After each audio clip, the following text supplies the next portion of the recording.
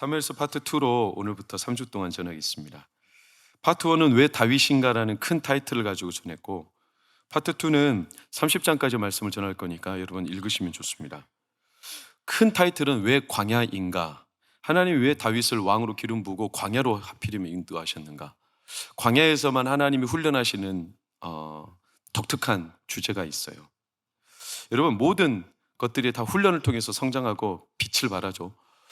독수리는 어미가 둥지에서 떨어뜨린다고도 하고, 제주에서 말이 잘 크는 이유는 가장 최적의 환경이기 때문에 그렇겠죠. 예전에 EBS에서 3배, 그러니까 3이 나면 이걸 가지고 옷을 만드는 과정을 보니까 한 400도 500도 되는 큰 철가마에다가 이 삼을 꽉 삶아가지고 그것을 널러 말렸다가 옷을 만드는, 그걸 보면서 각자 다르지만 이 어떤 연단, 훈련을 통해 공통점이 있는데, 그 값어치를 제대로 드러내기 위해서는 그 최적의 장소가 필요한 거죠. 왕은 왕으로서 어디가 최적의 장소냐? 왕궁? 예수님 그러셨어요. 너희가 광야에 왜 나갔더냐? 화려한 옷을 입은 사람을 보려고 나갔더냐? 그런 사람들은 왕궁에 있다. 그러니까 왕궁에는 화려하지만 속은 텅 빈 가짜들밖에 없고, 진짜는 광야에 있다 그러셨어요. 그 진짜는 세례 요한을 지칭하는 거였고, 그 세례 요한에게 예수님은 왕이신데 광야에서 훈련받고 광야에서 세례 받으셨어요. 이게 광야가 갖고 있는 독특한, 그러니까 예로부터 왕의 어떤 교훈이 있어요. 신명기 18장인가 나오는데, 왕을 세울 때 세 가지를 딱 명시해요. 첫 번째, 군대 많이 만들지 마. 왜냐? 군대 많이 만들면 왕이 지가 힘센 줄 알고 교만해져 가지고 나중에 하나님 무시하고 거꾸로진다는 거예요. 두 번째, 여자 많이 두지 마. 왜냐? 왕이 여자가 많으면 이쪽에도 팔랑귀 저쪽에도 팔랑귀 하다가 패가 망신. 대표적인 인물이 솔로몬. 딱 한 가지면 된다. 하나님의 말씀을 가까이 하라. 왜? 왕은 뚝심이 있어야 돼요. 사람의 뜻에 너무 휘둘리면 안 돼. 하나님의 뜻이면 충분하다. 그 뜻을 믿고 맡길 수 있는 사람. 여러분, 하다못해 가정도 그렇죠. 가정도. 여러분, 가정도 이제 부모를 어떻게 해야 되죠? 떠나야 돼. 결혼하면 남녀가 결혼할 때 부모를 떠나야 돼요. 집사님, 부모님을 떠나셨죠? 맞아요. 떠나야 돼요. 자꾸 개입하지 말아요. 자녀가 결혼했으면, 야, 네 서방이 너한테 뭐라고 하고 그러면 짐 싸가지고 우리 집에 와. 그러지 말아요. 제일 나쁜 방법이에요. 그냥 믿고 맡겨버려야 돼. 어떤 잡지에 보니까, 죄송해요, 여성분들 양해하십시오, 그 잡지 제목이 그랬으니까, 3대 미친 여자가 있어요. 첫째, 며느리를 딸이라고 우기는 여자. 둘째, 사위를 아들이라고 착각하는 여자. 세 번째가 가관인데 내 며느리와 결혼한 남자를 아직도 지 아들이라고 착각하는 여자. 믿고 맡겨, 떠나보내. 더 이상 간섭하지 마. 그게 그 사람이 독립하고 가장의 가장으로 온전히 서는 거예요. 하물며 가정도 그런데 왕은 더하죠. 딱 오롯이 서야 되겠죠. 그게 어디냐? 광야예요. 왜? 광야는 아무것도 없기 때문에. 그곳에서는 오로지 죽으나 사거나 누구만 바라봐야 돼요? 하나님만. 하나님께만 믿고 맡기는 거죠. 그게 훈련되는 최적의 장소가 광야예요. 그러니까 다윗이 사울과 쫓기는 관계가 10년 이상입니다. 어마어마한 기간이죠. 이 기간 동안 계속 등장하는 문구가 있어요. 여러분, 성경을 읽으면 딱 눈에 들어와. 그게 내 손에 남겼다, 네 손에 넘겼다, 누구 손에 넘겼다 이런 표현이 자주 등장하는데, 이게 좀 바꿔 말하면 그 손에 맡겼다 이런 뜻이겠죠. 누구를 믿고 그 손에 맡겼냐? 당연히 하나님께 믿고 맡겨야 되는데, 도망자 다윗의 입장에서는 이게 처음부터 되는 게 아닙니다. 어렵죠. 믿고 맡기는 게 어려워요. 왜? 사울이 보통 사람이 아닙니다. 사울이 다윗을 쫓아다닐 때 몇 명의 군대를 풀어버리냐면 3,000명을 풀어버려요. 다윗 한 명 잡게 죽이겠다고. 그러니까 완전히 사울이 미쳐 돌아가는 겁니다. 그러니까 이런 사울의 쫓기는 추격전 앞에 다윗이 하나님께 믿고 맡긴다는 게, 이게 잘 안 됩니다, 현실적으로. 그리고 얼마나 밀고자들이 많은 줄 아십니까? 다윗 곁에서, 아니 사울 곁에서 다윗이 여기 있다. 다윗이 여기 있다. 이렇게 고발한 사람이 온 동네에 수두룩해. 그러니까 다윗이 노출을 못해. 오늘날처럼 은신처가 있는 것도 아니에요. 광야는 허허벌판이라 그냥 돌아다니면 금방 눈에 띄어요. 그러니까 다윗이 도망다니는 게 일상이고 이게 하루 이틀이지 10년 이상을 그렇게 산다고 쳐봐요. 그러니까 뭘로 따져도 다윗은 열세예요, 열세. 그런 다윗이 믿고 맡긴다는 게 너무 어렵죠. 오늘은 더한 일이 일어납니다. 1절을 보니까 다윗이 도망하다가 어떤 일이 발생했냐? 블레셋 사람이 어디를 쳐요? 그일라라는 곳은 유대의 작은 동네. 이건 다윗이 유다 지파니까 자기 고향 땅의 작은 소 동네에 블레셋이 침공했다는 거예요. 근데 다윗은 기름 부음 받은 왕이죠. 아직 왕위가 오르진 않았지만. 그러니까 갈등이 생긴 겁니다. 돕냐 마냐. 원래는 이 일을 누가 해야 됩니까? 사울이 해야 되죠. 근데 사울은 지금 정신없어요. 다윗한테만 온통 생각을 뺏겼어요. 그러니까 다윗이 이걸 도울 거냐 말 거냐 갈등하는데 하나님께 그래서 묻습니다. 하나님 뭐라고 하실까요? 도우라고 하시죠. 근데 도우면 곤란한 상황이 오겠죠. 왜? 사울한테 금방 노출될 거 아닙니까? 그러니까 돕겠다고 결정 내리자마자 다윗 곁에 있던 사람들, 3절을 보면 다윗의 사람들 표현하죠. 그러니까 이게 피로 맺어진 더 진한 동맹이에요. 피보다 더 진한 동맹. 이 사람들이 뭐라고 하냐? 아래 빨간색 시작. 두렵거든. 하물며 이게 무슨 말이야? 아니 우리가 지금 쫓기는 신세고 유다에 있는 것도 도망 다니기도 지금 바빠 죽겠는데 코가 석자지. 어디 가서 누가 누구를 도와요 도대체? 반대를 한 겁니다. 아니 우리가 지금 살아야지. 그래야 훗날이라도 기약하지. 그러니까 이 사람들의 말이 맞죠? 그래서 다윗이 이 사람들의 말을 무시하기가 어려우니까 다시 하나님께 묻습니다. 4절을 보면 여호와께 다시 묻자온데 어떻게 할까요? 하나님 뭐래요? 내려가래요. 그래가지고 그 사람들의 고집을 꺾고 다윗의 소신대로 내려갑니다. 그런데 어떤 결과가 오죠? 그 일날을 구원하죠. 결과적으로는 잘 됐어요. 다윗이 이런 면이 참 훌륭한 거예요. 다윗이 다윗 될 수 있었던 건 그 일생 중에 크든 작든 항상 물어봤어요. 누구에게? 하나님께. 이게 광야에서 생긴 습성이에요. 그냥 태평성대였으면 안 물어봤을 거예요. 근데 쫓기고 쫓기다 보니까 크든지 작든지 항상 물어봐. 여러분 묻습니까 하나님께? 오늘 교회 오실 때 물어봤어요? 이렇게 대답이 없어요. 물었으면 물었다, 안 물었으면 안 물어봤다. 하나님께 큰 일만 물어요? 작은 일도 물어요? 할렐루야. 큰 일만 묻는 성도들이 있어. 그래가지고 가끔 저한테 이 목사님도 힘든데 목사님한테 이런 부탁까지 이런 기도 제목까지 하기는 너무나 이렇게 작은 일 기도 부탁. 그러지 좀 마세요 좀. 작은 거 못 묻는 사람은 큰 것도 못 물어. 작은 거 믿고 맡기지 못하면 큰일 맡길 것 같아요. 그때는 경황이 없어서 더 못 맡겨요. 큰일이니까 진짜 큰일 날까 봐 못 맡겨요. 제 이름이 뭐예요? 죽으나 사나 기도해야지 뭐 어떡하겠어요. 그러니까 말해요. 뭐든지 말하십시오. 또 우리 1, 2, 3부 다 이렇게 말해가지고 이제 사람 몰려올까 봐 걱정이긴 한데 저도 써먹으면 돼요. 저는 그런 일 하라고 세움받은 사람이니까. 그러니까 하나님이 이 다윗이 항상 묻는 이 태도가 좋은 겁니다. 그래서 다윗한테 믿고 맡겨. 다윗은 하나님이 자기를 돌봐줄 줄 알고 믿고 맡겨. 돈독한 관계죠. 이게 건강한 관계예요. 믿고 맡기는.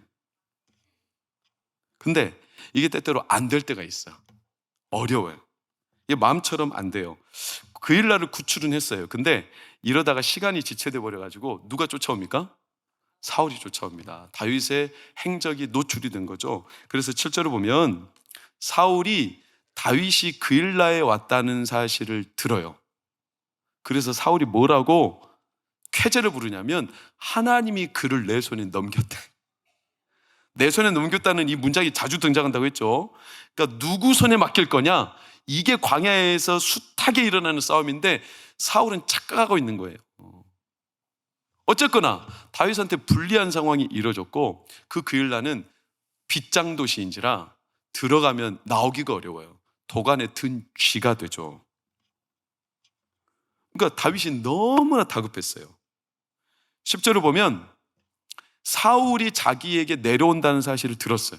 그래서 다윗이 두 가지 질문을 해요. 하나님 앞에 뭐라고 했을까요? 사울이 내려올까요? 또 그일라 사람들이 나를 사울한테 넘겨줄까요? 뭐라고 대답했을까요? 하나님이 11절 12절에 나와요. 사울이 내려올까요? 그가 내려오리라. 그일라 사람들이 나를 넘길까요? 넘기리라. 이게 뭐 하는 거예요 도대체? 그러면 다윗 곁에 있던 사람들은 뭐라고 했을까요? 상상해 보세요. 뭐라고 했을까요? 그러니까 가지 말자고 했잖아요. 이럴 줄 알았다니까.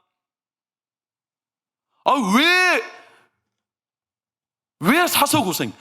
왜 하필이면 우리가 지금 코가 석자인데 우리가 가서 뭐 하겠다고? 이렇게 막 따지고 들었겠죠. 그러니까 이런 때 성도의 마음은 무너져 버려요. 내심 기대했을 겁니다. 다윗이 하나님께 믿고 맡겼으면 하나님이 뭘 해줘야 되죠? 어떻게든 사울로부터 보호해줘야 될 거 아닙니까? 사울의 눈을 가렸든지 다윗의 행적을 감추든지, 또는 다윗이 오는 길이 뭔가 지진이 나가지고 사울의 길이 딱 끊겨버리든지. 근데 그런 게 아니에요. 그냥 사울한테 노출돼서 지금 코앞에 와 있어요. 그러니까 다윗이 도망다니는 여정을 지도로 딱 그려보면 이렇게 돼요. 이게 제가 일부러 안 보이게 했는데 복잡하게 꼬여있죠. 남아있을 데가 없어요. 여기로 가면 여기로 쫓기고, 여기로 가면 여기로 쫓기고, 이렇게 심란한 삶을 평생 자기 어린 시절부터 왕위에 오르는 날까지 이렇게 살았어요. 그러니까 얼마나 황망했겠습니까? 다윗이 그때 도망갔던 성읍들을 우리가 직접 못 가보니까 사진으로 들여보면 그일라성은 이렇게 생겼다고 유적지에 나와요. 빗장 도시예요. 여기에 갇힐 뻔했어. 가까스로 도망가서 간 곳이 십광야, 이런 곳이에요. 여러분, 이 언덕에서 보면 십광야가 훤히 보이죠. 다윗이 숨겠어요? 못 숨겠어요? 못 숨죠. 그러니까 금방 잡히죠. 3,000명 풀어버리면 금세 이런 데 쫓겨다녔어요. 그나마 좀 은신처가 엔게디. 엔게디는 이렇게 숲이 좀 우거졌고 산이 험해. 그리고 동굴도 좀 있고 오아시스도 있어서 다윗이 주로 숨었던 땅이 엔게디예요. 그러나 얼마나 황망합니까? 자기가 그일라에 내려가서 구원할 때 하나님이 사울이 올 거라는 걸 아셨어요? 모르셨어요? 아셨죠? 그런데 왜 내려가라고 그래? 그러니까 혼돈이 오죠. 하나님이 아시면서 왜 그랬을까?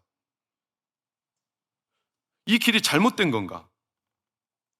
상황이 악순환, 덥고요. 14절, 사울이 매일 다윗을 쫓아다니고 찾아. 다윗은 숨 돌릴 틈도 없어요. 이렇게 되면 성도가 흔히 낙심하죠. 낙심. 여러분, 성도는 이때 낙심이 와요. 낙심이 왜 오냐면 믿기 때문에 와요. 믿는 도께 발등이 찍힌 거죠. 내가 하나님께 믿고 맡겼습니다. 근데 안 된 겁니다. 내가 기도했습니다. 근데 기도한 대로 뜻이 안 이루어진 겁니다. 그래서 낙심이 옵니다. 성경에서 오죽했으면 기도하다가 낭망하지 말라고 그랬어요. 그러니까 기도하는 사람들이 낭망을 많이 한다는 뜻이에요. 기도 안 하면 낙심도 잘 안 해요. 기대를 잘 안 하거든요. 그러니까 믿음이 있는 사람들이 그나마 낙심해요. 왜? 믿었으니까. 믿음이 없는 사람들은 잘 낙심 안 해요. 믿음이 있어서 주님을 계속 찾아. 근데 주님이 안 보입니다. 주께서 내 길을 안 열어줘요. 그러니까 낙심이 되지만, 믿음이 없어서 주님을 안 찾는 사람은, 아니, 주님을 안 찾지는 않고 다른 주님을 찾아. 그 주님은 편의점에 가면 있어. 이름 아시죠? 참이슬이라고. 그런 주님 계셔. 주여 나왔어요. 그런 주님은 언제든지 찾을 수 있어. 거기서 스트레스 싹 풀어버려. 그러니까 그분들은 그냥 마음이 오히려 신간 편해. 낙심할 이유가 없어. 세상에서 자기 기분대로 자기 멋대로 사는 거예요. 그런데 하나님 믿고 선한 일 한다고, 갈라디아서 6장 9절을 보면 선을 행하다가 뭐 한다고요? 낙심이 와요. 나 그래도 하나님께 믿고 맡겼는데 왜 이랬냐는 거예요 도대체. 믿는 사람들한테는 낙심이 항상 따라와요. 이 낙심은 광야에서 부는 모래바람 같아요. 그러니까 사막에, 광야에는 항상 낙심이라는 바람이 불어요. 모래바람이 얼마나 심하냐면, 광야에는 한 3가지 종류의 바람이 부는데 그 중에 진짜 심한 게 모래바람인데, 이 모래바람은요, 한번 불면요, 내가 걸어왔던 길이 싹 다 사라져버려. 어디로 걸어온지도 몰라. 더 놀라운 것은, 나는 분명히 여기가 평지인지 알고 걸어가고 있었는데 모래바람이 휙 하고 지나가더니 앞에 뭐가 생겨요? 모래산이 생겨버려요. 그래서 두리번 하다가 방향을 잃어버려요. 그래서 광야에선 모래바람이 불면 사람이 길을 잃어. 온 데도 어딘지 모르고 가는 데도 어딘지 몰라요. 그래가지고 결국 거기서 낙심해, 쓰러져. 자기의 모든 삶이 그렇게 무너져 내리는 게 광야, 낙심의 바람. 그러니까 뭘 잡으려 해도 안 잡히는, 이걸 전도서 기자는 2장 11절에 이렇게 표현했더라고요. 다 헛되어 뭐를 잡는 것 같다? 바람을 잡는. 그러니까 바람을 잡는 것처럼 잡으려고 했는데 안 잡히니까 사람이 낙심하게 되죠. 인생의 권태감 같은 거예요. 이게 성도에게 찾아오는 광야 한복판에 일어나는 일이죠. 근데 놀라운 것은 어떤 존재에는 낙심이 없어. 누굴까요? 유일하게 낙심이 없는 존재가 있어. 하나님 빼고. 누굴까요? 마귀는 낙심을 절대 안 해요. 마귀에겐 낙심이라는 게 없어요. 여러분 쉽게 알 수 있어요. 여러분 드라마 좋아하시죠? 드라마에 나쁜 배역으로 나오는 사람들 있죠? 나쁜 사람들은 낙심해요, 안 해요? 안 해요. 낙심 절대 안 해요. 그렇게 남을 괴롭히고 뒤통수 치고 후려치면서도 자기가 잘못했다고 낙심 안 해요. 여러분 강도가 그날 강도짓 못해서 후회하고 반성하는 거 봤어요? 사기꾼이 사기 못 쳤는데 자기가 그날 왜 그렇게 사기를 못 쳤는지 회개하는 거 봤어요? 없어요. 나쁜 인간들은 절대로 낙심이 없어요. 마귀는 낙심을 안 해. 그런데 성도는 낙심을 해. 그러니까 공격이 먹혀들어. 언젠가 성도는 낙심을 하게 되어 있어요. 무슨 일을 통해서든지. 항상 일이 잘 되는 건 아니거든요. 그러니까 일이 망할 때가 있어. 뜻대로 안 될 때가 와요. 마귀는 낙심을 안 하니까 찔러보고 안 되면 그 다음 또 찔러보고 안 되고 또 찔러봐. 어느 날인가 성도가 낙심할 때가 와요. 이 낙심과 마귀의 공격이 들어맞아서 결국에는 성도가 무너지게 되어 있어요. 낙심의 이유는 다양하죠. 병에 걸려요. 가족이 무너져요. 상처를 입어요. 물질 때문에 낙심해요. 그 사람 말 때문에 낙심해요. 숱한 이유들이 낙심의 이유로 우리 삶에 있지만 공통점은 낙심이 찾아오면 반드시 사람이 마음이 확 풀어져서 잘못된 선택을 하게 되어 있어요. 도박장 생각해 보세요. 처음에는 돈 따겠다고 들어갔어. 근데 다 잃었어. 자기가 쏟아부은 돈, 시간이 너무나 아까워. 그런데 이런 도박에 헤어나지 않고 여전히 그 선택을 해요. 잘못된 선택이죠. 왜냐하면 이번 한 번만 내가 더하면 어떻게 된다? 딸 거라고 생각하는 거예요. 그 착각이죠. 그래서 또 선택하는 거예요. 자기가 잃어버린 시간, 자기가 잃어버린 물질, 이게 억울하고 한스럽고 낙심이 되고, 그러니까 또 선택하고 또 선택하고 빚져서 결국에는 패가 망신하고 완전히 나락으로 떨어져 버려요. 결국 마귀가 낙심의 불화살을 계속 던지는 이유는 낙심으로 우리를 골려먹는 게 아니라 낙심이 찾아오다 보면 성도가 잘못된 선택을 하게 돼 있어요. 근데 그 잘못된 선택이 절호의 기회처럼 보인다는 거예요. 이번에 될 것 같다는 거예요. 다윗도 인간인지라 그게 찾아온 겁니다. 언제? 이렇게 낙심하고 있을 수밖에 없는 상황에 사무엘상 24장에 24장 스토리가 그 스토리죠. 다윗이 엔게디라는 광야에 도망다니는데 어느 날 굴에 들어갔습니다. 그 굴에 숨어 있는데 우연찮게 누가 들어오죠? 사울이 들어와요. 그 굴에. 그 난리가 났죠. 다윗과 사람들이. 왜? 자기가 그렇게 싫어하고 자기를 죽일 듯 쫓아다니던 사울이 눈앞에 있는 거예요. 사울이 용변 보러 들어왔거든요. 아니나 다를까 다윗의 사람들이 3절 4절 뭐라고 하는지 보세요. 4절만 볼까요? 다윗의 사람들이 이르되 시작.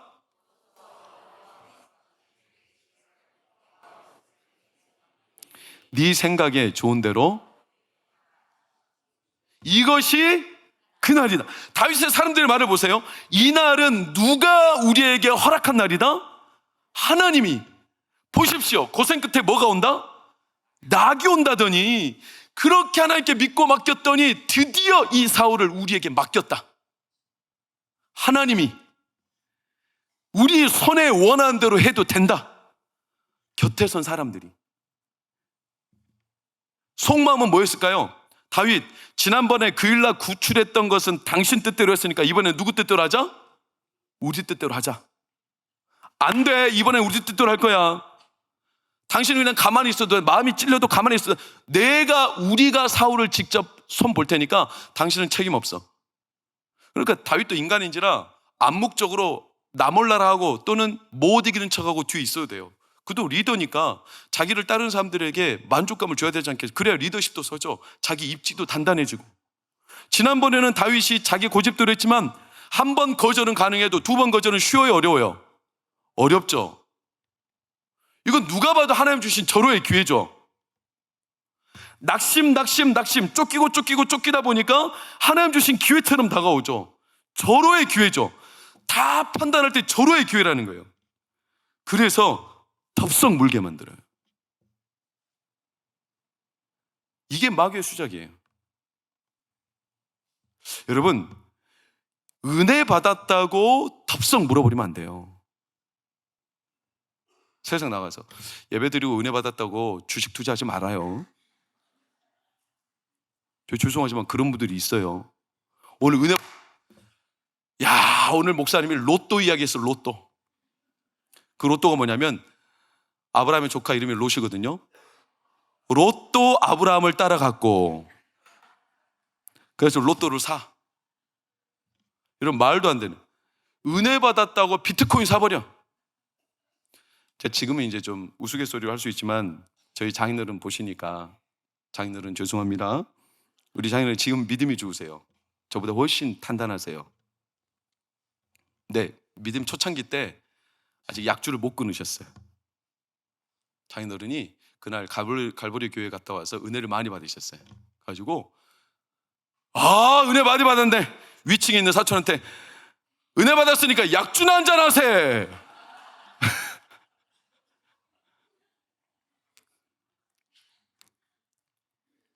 요 몇 해 전에 그런 사건이 있었던 거 아세요? 교회 다니는 권사님이신 것 같아. 가다가 가방을 하나 주셨어요. 가방에 800만 원이 들어있었어요. 그래서 권사님이 덥석 가졌어. 그 경찰한테 붙잡아야겠어. 왜 이거 안 찾아줬냐? 이렇게 말하는 거예요. 내 평생 고생하다 보니 하나님이 나한테 위로를 주신 거라는 거예요. 네가 뭔데 뺏어가냐는 거예요. 하나님 나한테 주신 건데. 이런 거예요. 덥석 물어버려요. 은혜 받았다고. 여러분, 우리가 구하지 않았는데 나에게 다가오는 것은, 믿음으로 받지 않는 것은 유혹입니다. 구하지 않았는데 나한테 다가오는 것은 대부분 미끼, 덫입니다. 덫. 주의해야 합니다. 그러니까 마귀는요, 이때 마귀의 속셈이 뭘까요? 계속 쫓겼어. 계속 배반당했어. 심지어 자기 부하도 다윗을 이제는 막 뭐라 해. 이렇게 낙심하고 마음이 무너질 때 다윗 앞에 사울이 오니까 마귀의 작전은 뭐냐면, 이럴 때 다윗이 이거 하나님의 기회구나, 덥석 물어보기를 바랬어. 이게 다윗을 향한 마귀의 수작이죠. 작전이죠. 여러분, 다윗은 어땠을까요? 놀랍게도 다윗은 어떻게 행동하냐면 5절 6절을 보면 사울의 옷자락을 베죠. 그런데 마음이 찔렸다는 거예요. 그러면서 내가 손을 들어, 그러니까 이 손에 하나님이 사울 왕을 맡겨주신 줄 알았는데 아니다, 금하셨다라는 것은 따로 분리해버렸다는 거예요. 손대지 마. 사울 왕은 우리의 영역, 우리에게 맡겨주신 게 아니야. 딱 선을 그어버렸어요. 손절시켜버렸어요. 낙심됐을 텐데, 자기를 따르는 사람들의 요구를 거절하기가 너무 힘들었을 텐데, 다윗이 왜 어떻게 그렇게 할 수 있었을까? 참 흥미로운 게, 이 옷자락을 베었다라는, 옷자락이라는 단어가 카나프, 옷의 끝자락을 말해요. 이 끝자락을 벤 거예요. 근데 이 끝자락, 말단 부위를 저는 영적으로 이렇게 의미를 재해석합니다. 다윗이 끝까지 하나님의 뜻을 물은 겁니다. 이게 진짜 하나님의 뜻이냐? 하나님의 뜻이냐? 예를 들어서 우리가 하나님의 뜻을 물을 때 1번부터 10번까지 조건을 달았다고 칩시다. 1번 하나님의 뜻 통했어요. 2번 하나님의 뜻 통했어요. 3번, 4번, 5번, 6번, 7번, 8번, 9번까지 하나님의 뜻과 일치했어요. 그런데 이 정도 되면 10번은 보나 마나 누구 뜻? 하나님의 뜻이라고 통상 사람은 그냥 넘겨버려요. 근데 다윗은 10번까지도 하나님의 뜻인지 물었어요. 끝자락까지. 제가 그런 선배 형님이 있어요. 우리 교회 왔던 원양 순복음교회 안호성 목사님. 안호성 목사님이 진짜 자기 신변에 중대한 결정을 내려야 되는 게 작년이었는데 지금은 그 결정이 다 끝났어요. 그분이 기도하는 제목을 제가 같이 기도해 줬어요. 근데 그분이 내리는 결정이 너무 중대한 결정이에요. 근데 한 12가지 정도 조건이 있더라고요. 11가지까지 다 하나님의 뜻과 일치했어요. 근데 마지막 한 가지가 미국에 집회 갔다가 하나님의 뜻이 아니라는 게 확 드러났어요. 그래가지고 그것을 꺾어버리는 걸 보고 저는 참 대단하다고 존경했어요. 저 같으면 11가지 정도면 하나님의 뜻이잖아요. 아니 뭐 끝까지 갈 필요 있어요? 그런데 이 다윗은요 그 마지막 끝자락까지 하나님의 뜻을 물은 거예요. 그러니까 이 굴에 숨어있을 때 쓴 시가 시편 57편인데 57편을 보면 다윗이 굴에 있을 때 썼던 시죠. 다윗이 말합니다. 내게 은혜를 베푸소서. 내게 은혜를 2번이나 말하는 게 지금 절박한 겁니다. 나는 이게 진짜 내 따르는 사람들을 위해서라도 하나님의 뜻이기를 바랬고 그래서 구했는데 뜻이 아니라는 게 딱 드러나자 하나님 너무나 절박합니다. 하나님 은혜를 베풀어 주십시오. 이게 하나님의 뜻이 아니라면 나는 여기서 손끝. 그러니 은혜를 베풀어 주십시오. 그러면서 주의 날개 그늘 아래 나를 머물게. 이 날개 그늘이라는 단어도 놀랍게도 옷자락을 뱉다라는 옷자락과 똑같은 히브리어 카나프를 써요.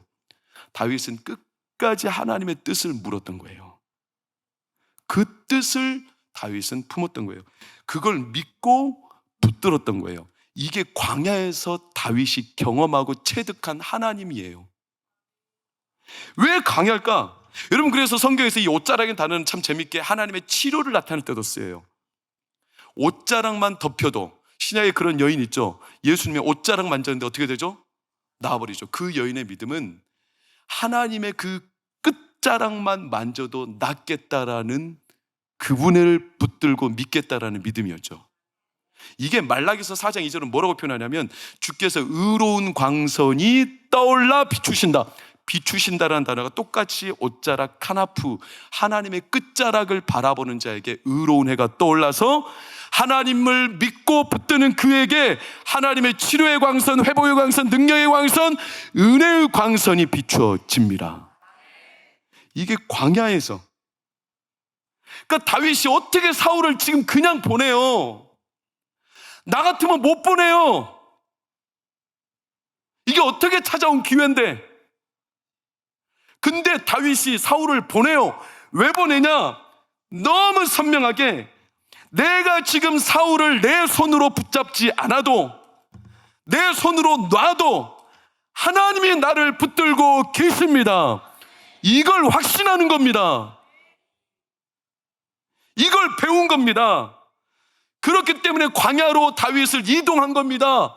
이걸 붙들고 믿으시는 하나, 믿고 붙드는 것을 경험하라고. 이걸 경험 못하면 다윗이 평생 사는 길이 여러분 배반당하는 일들이 한두 번이겠어요? 오늘만 그러겠어요? 그 일날 사람들이 떠넘겨주는 게 앞으로 십광야에서도 다윗을 고발해버리는데 그 뒤에 다윗이 얼마나 배반 많이 당하는데 여러분 아시죠? 심지어 자기 부하에게도 배반당해요. 심지어 자기 아들 압살롬도 다윗을 배반하죠. 이런 수모와 수치와 배반과 음모와 앞으로 다윗이 걸어갈 길이 배반의 연속이 항상 쫓기는 삶이에요. 그렇게 살다 보면 다윗이 낙심하겠죠. 낙심하면 홧김에 선택해버리겠죠. 그 선택은 잘못된 선택이겠죠. 그러면 다윗도 똑같이 사울처럼 패망하겠죠. 다윗이 사울과 다를 바가 없어지겠죠. 그러니 다윗이 뭘 배워야 돼요? 아무리 배반당하고 끝까지 자기가 그렇게 낙심할 수밖에 없는 환경에 처해도 하나님이 나를 버리지 않고 나를 붙들고 계시다는 것을 배워야 되는 거죠. 그래야 다윗은 놔버릴 수 있어요. 그걸 광야에서 배우는 거예요. 여러분, 이 배움은요, 광야에서만, 머리가 아니라 가슴으로 체득해야 되는 지식이에요. 가슴으로, 머리로 아는 게 아니에요. 다윗이 그걸 체득한 겁니다. 엔게디, 광야에서. 다윗의 대부분 일생이 엔게디. 엔게디라는 뜻 자체가 어린 들염소의 샘. 왜 들염소라는 뜻이 들어가냐? 거기 들염소가 많아요. 그래서 사진을 보면 이런 들염소들이 엔게디에는 많습니다. 사진. 여러분, 사람이 접근이 돼요, 안 돼요? 안 되죠. 들염소들은 80도 꺾인 막 이 산악지대도 막 움직여. 그러니까 사람이 못 쫓아가. 이런 엔게디의 다윗을 하나님이 감춰버리셔요. 그러니까 사울이 다윗을 쫓아가다가 어떤 상황이 발생하냐? 27절, 28절을 보면 사울이 쫓아가는데 하나님께서 사울에게 부하 전령을 보내서 얼른 돌아오라고 말해요. 왜냐하면 다윗을 막 잡기 직전이었는데 사울의 진영에서 일이 터져. 그래서 다윗을 잡을 듯 말 듯 하는 상황이 사울이 돌아갈 수밖에 없고 하나님이 딱 막아버려요. 그래서 그곳의 이름이 뭐냐? 셀라 하마 느곳. 이게 뜻이 분리의 바위. 하나님이 사울과 다윗을 분리시켜버려요. 손 못 대게. 이걸 다윗이 체득한 겁니다. 어디에서? 광야에서. 하나님이 나를 붙들고 계시다는 거. 그게 오늘 본문 14절을 보면 빨간색 시작. 할렐루야. 사울이 이잡듯 매일 찾는데 하나님이 다윗을 넘기지 않아요. 사울이 전 병력을 풀었어. 미친 듯이 수색을 해요. 3,000명이. 그런데 사울의 군대가 무능해서 다윗을 못 찾을까요? 다윗이 신출귀몰해요? 그래서 못 잡아요? 아니에요. 잡혀야 돼. 안 잡히는 게 기적이에요. 잡혀야 되는데 안 잡혀요. 왜? 하나님이 다윗을 안 넘겨요. 하나님이 다윗을 붙들고 계셔. 이걸 체득한 거죠. 이걸 체득한 거예요. 우리에겐 지식이 두 종류예요. 머리로 얻는 지식이 있고 가슴으로 체험하고 체득하는 지식이 있어요. 달라요, 전혀. 하나님의 도우심은 여러분 머리로 아는 게 아닙니다. 여기서 머리로 들었어도 나가보세요. 금방 우리는 머리로 또 계산하고 있어요.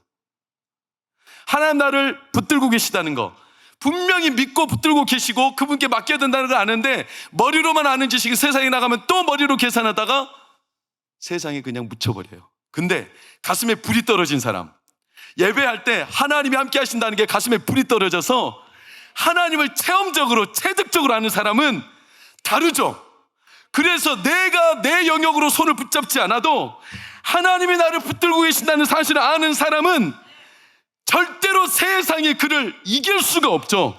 이게 체험적 지식이에요. 여러분, 이 체험적 지식을 어떻게 얻는지 아는지, 믿음을 어떻게 아는지 여러분 한번 들어보시겠습니까? 하나님 성령님이 딱 세 가지 분이 있는데 그 세 가지 분은 한 명이야. 근데 그건 이해하는 게 아니라 믿는 거야. 오, 믿는 거야. 잘 봐. 메이크업도 꽃잎이 세 개가 합쳐져 있는데 하나에 그렇게 돼 있잖아. 그런 것처럼 예수님, 성령님, 하나님도 한 명인 거야. 엄마들이 우리 낳았잖아. 그래서 우리가 태어났지. 그때 나 누구야? 나 우리 엄마 아야? 나 진짜 낳았어 막 이런 게 아니지. 이건 내 엄마야 이럴 수 있지. 그것처럼 믿는 거야. 호랑이를 우리 눈으로 지금까지 못 봤지만 호랑이가 있다고 우리가 믿잖아. 그것처럼. 그리고 예수님은 눈에 안 보이지만 예수님 있다고 우리 믿잖아. 그런 것처럼 믿는 거지. 이제 좀 알겠지? 이제 좀 알겠지? 이제 좀 알겠지? 좀 반말하는 거 아니에요. 이 아이의 말이에요. 이제 좀 알겠지? 머리로 하는 게 아니라 마음으로, 가슴으로 체득하는 체득. 여러분, 예배 때 이 하나님이 체험되기를 축복합니다. 그게 우리가 예배할 때 누리는 특권입니다. 체험이 되죠. 하나님이 진짜 나와 함께 하신다는 게 체험이 되는 거죠. 머리로 아는 게 아니에요. 그날 깊은 굴에 다윗이 들어갔을 때 머리로 아는 게 아니에요. 여러분, 옷자락 끝을 뵀어요. 생각해 보세요. 용변을 하여. 용변을 하는데 우리 감각이 민감해요, 둔감해요? 민감하죠. 용변할 때 얼마나 사람이 심혈을 기울이는지 아십니까? 널널하게 하지 않아요. 얼마나 집중력을 갖고 심혈을 기울이는데요. 못 믿겠으면 집에 가서 해보세요, 용변. 그렇게 민감한 상황에 옷자락을 베요? 뒤에 와서 부스럭거리는 소리만, 누구야? 화장실에 누구만 들어와도 깜짝 놀랄 상황인데 뒤에 와서 옷자락을 베요? 게다가 칼이 날카로워요? 한번 쓱 하면 잘라지는 게 아니에요. 청동칼이야. 청동칼로 이거 빌려면 몇 변을 베야 돼? 쓱싹 쓱싹 소리 다 들리고 옷이 흔들리면 사울이 이걸 모르는 게 바보지. 이걸 몰라요? 왜 몰라요 근데?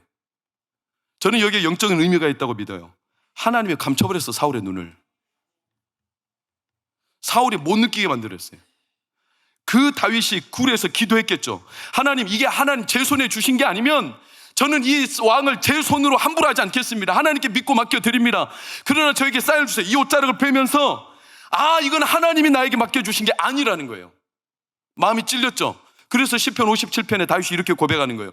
내 영혼이 확정되었고 확정되었사오니 나는 더 이상 하나님의 뜻이 아닌 것은 나는 손대지 않겠다는 거예요. 그리고 그 사울을 놓아주면서도 다윗은 확신이 있어요. 그 10사람들이 다윗을 고발했을 때 시편 54편 7절을 보면 이렇게 말해요. 빨간색 시작. 똑똑히 봤다는 거예요. 내 눈이 사울의 앞날이 저 악인들의 미래가 어떻게 될지 눈이 똑똑히, 이게 과장이 아닙니다. 어떻게 사람이 미래를 봐요? 그런데 성령이 감동하여 보여주시면 믿어지고 보이고 깨달아집니다. 그 굴에서 다윗은 하나님의 감동으로 하나님이 자기를 붙들고 계심이 믿어졌고 보여졌고, 그래서 구약에 보면 하나님이 항상 성령으로 감동하는 일들이 얼마나 많은지 몰라요. 끝자락을 넘어갈 때 옷자락을 베듯이 끝자락을 넘어가는 순간 하나님이 성령으로 감동하세요. 아담이 선악과를 따먹고 하나님 곁을 떠나려 할 때 3장에 보면 그날 바람이 불매. 성경이 왜 바람이 불었다는 불필요한 표현을 써놨을까? 근데 이 바람이 뭐냐? 루아흐, 성령이라는 뜻이에요. 그날 하나님께서 끝자락에서 넘어갈 듯 말 듯하는 아담과 하와를 부르신 거예요. 너 넘어가면 안 된다는 거예요. 내 곁에 있어야 된다는 거예요. 왜 지금 하나님 곁을 내가 너를 붙들고 있는데. 출애굽기 15장 10절을 보면 홍해 앞에 이스라엘 백성들이 두려웠죠. 이제 자기는 끝났다는 거예요. 이때 바람 루아흐가 불어와요. 그래서 바다를 가르죠. 이스라엘 백성이 건너죠. 그리고 애국 군대가 쫓아오죠. 출애굽기 15장에 보면 그 바람이 불어 애국 군대를 덮어버렸다는 거예요. 우리 끝났다 생각하는 그때 하나님이 이스라엘 백성들에게 내가 너를 붙들고 있음을 끝자락에서 보여주시는 거예요. 엘리야가 3년 6개월 동안 비가 안 와. 이제 모든 동식물은 물론이거니와 사람이 목말라 죽어가는데 끝이죠, 끝. 이때 열왕기상 18장을 보면 45절에 바람이 불어요. 루아흐. 하나님의 바람이 불어와서 그 끝나버릴 수밖에 없는 세상에 그들 안에 하나님이 너희를 함께하고 있고 3년 6개월 동안 비가 안 왔어도 오늘 이 시간 이 날 하나님의 바람이 불어 너희와 함께하며 너희를 붙들고 계시며 하늘의 문이 열려서 비를 쏟아주심을 하나님이 알게 하시는 겁니다. 그게 오늘 이 자리에도 똑같이 임합니다. 하나님은 우리의 삶의 끝에서 내가 어떻게 해야 될지 모를 때, 그래서 사울도 무너지고 다윗도 낙심하여 더 이상 하나님 앞에 길이 안 열릴 때 그 끝자락에서 하나님이 성령으로 감동하사 그의 마음을 열어주사 사막에 모래바람이 불어와서 눈이 하나도 안 보이고 낙심하며 자기가 어디서 와서 어디로 가는지도 모르고 무너지는데, 그날 그곳에 성령의 바람이 불어와서 다윗의 온통 덮고 있던 미세먼지를 싹 다 몰아내버리시고 오늘 이 자리에 예배드리는 우리들 가운데 두려움의 미세먼지와 공포의 미세먼지와 내 삶이 왜 이렇게 무너지나 싶은 수많은 좌절과 아픔과 어려운 사막 현실을 한복판에 일어나는 미세먼지도 이날 이 예배 가운데 성령의 바람이 불어와서 우리 가운데 불어와서 내 영혼을 씻어내시며 하나님을 체험하게 하시고 그 하나님이 나를 붙잡고 계시며 그 하나님이 내 하나님이신 것을 알게 하시죠. 그러기를 축원합니다. 저는 그 하나님을 경험하고 싶습니다. 그 하나님이 동광교회 예배 때마다 일어나실 줄 믿습니다. 그래서 이 자리에 병든 자들이 막 살아나고 죽어가는 자들이 막 일어나고 병들었던 성도들이 막 일어나서 하나님의 새바람 때문에, 이 성령의 새바람 때문에 그 죽어가던 사람들이 살아나는 현장을 보면 우리의 가슴은 가슴 터질 듯이 기뻐서 하나님 감사합니다, 하나님 찬양합니다. 우리의 이 미세먼지가 가득한 사막 한복판에서 하나님의 성령의 바람이 불어오니 나에게 하나님이 붙들고 계심을 알게 하시니 감사합니다. 영광 받아 주시옵소서. 이런 일들이 매일 예배 가운데 일어날 줄 믿습니다. 여러분, 그게 예수님 말씀하셨던 성령으로 난 사람이에요. 바람이 어디서 와서 어디로 가는지 모르는 것처럼 성령으로 난 사람도 이러하니라. 요한복음 3장, 성령으로 난 사람, 내 흔적이 어디서 와서 어디로 가는지 모르지만 두려워 말아라, 낙심하지 말아라. 왜냐하면 성령께서 그 사람을 이끌어 가시니 두려워할 필요 없고 그 사람은 하나님께 붙들려 믿고 맡겨도 좋습니다. 오늘 그런 일들이 우리 가운데 일어날 줄 확신합니다. 여러분, 그러니 기대하세요. 늘 하나님의 성령의 바람이 우리 가운데 일어남을 기대하십시오. 믿고 맡기십시오. 한 주 동안 살면서도 내 삶에 낙심의 바람이 불어올 때 왜 광야로 내버려 두십니까? 왜 병의 광야? 왜 아픔의 광야? 왜 내 삶을 이렇게 치열하게 힘든 물질의 광야, 인간관계가 어려운 왜 이 사막 한복판에 나를 던져 놓으십니까? 이유는 딱 한 가지예요. 그곳에서 하나님을 체득하는 거예요. 하나님의 바람이 있다는 것을 체득하는 거예요. 그러니 여러분, 이번 한 주 동안도 하나님께서 나와 함께 하심을 경험하시기를 축원합니다. 그럼 우리는요, 낙심이 몰려와도 믿고 맡겨요. 내 손의 영역이 아니라는 걸 믿고 맡겨요. 두렵지 않아요. 전 세계적으로 유명한 이 말씀만 드리고 마칠게요. 아인슈타인 아시죠? 아인슈타인이 얼마나 뛰어난 물리학자입니까? 상대성 이론을 주창했죠. 그 사람이 상대성 이론을 주창하고 전 세계적으로 소문이 나가지고 막 강의를 하고 다닐 때, 이 역사적으로 실제 일화예요. 미국에 강의를 하는데 그가 너무 바쁜 일정, 스케줄이 빡빡해. 그래서 조수를 데리고 다녀. 조수가 운전도 해주고 옆에서 수행을 해줘요. 근데 너무 피곤하고 고단하니까 조수가 어느 날 아인슈타인 박사한테, 박사님 너무 힘들어 보이시는데 오늘 강의는 제가 할게요. 조수가. 왜냐하면 네가 어떻게 해? 제가 박사님 강의를 50번 넘게 들어서 귀에 못이 박혀가지고 이제 강의 그대로 똑같이 따라할 수 있다고. 그 사람도 대단하죠. 근데 이게 먹히는 이유가 뭐냐면 아인슈타인하고 조수가 비스꼬로만이 생겼어. 누가 아인슈타인이고 누가 조수예요? 모르겠죠. 그러니까 강연을 갔는데 아인슈타인 교수가 조수한테 딱 강의 맡겨놓고 아인슈타인은 뒤에 앉아있어. 누구냐고 했더니 조수가 오히려 아인슈타인을 기사래. 서로 바꾼 거예요. 강의를 진짜 잘했어요. 그날 사람들이 감탄해, 감탄. 그런데 한 심술구준 박사 교수가 물어. 갑자기 질문이 급 들어왔어요. 근데 이 질문이 답하기 어려운 질문이에요. 그 조수가 강의하다 깜짝 놀랐죠. 당황했어. 그러나 조수가 얼마나 재치가 뛰어난지 하나도 당황하지 않은 기색을 하고 이렇게 말해. 교수님, 그 지금 질문이라고 하십니까? 그런 거는 저 뒤에 있는 내 조수도 압니다. 조수 나와서 설명해 보게.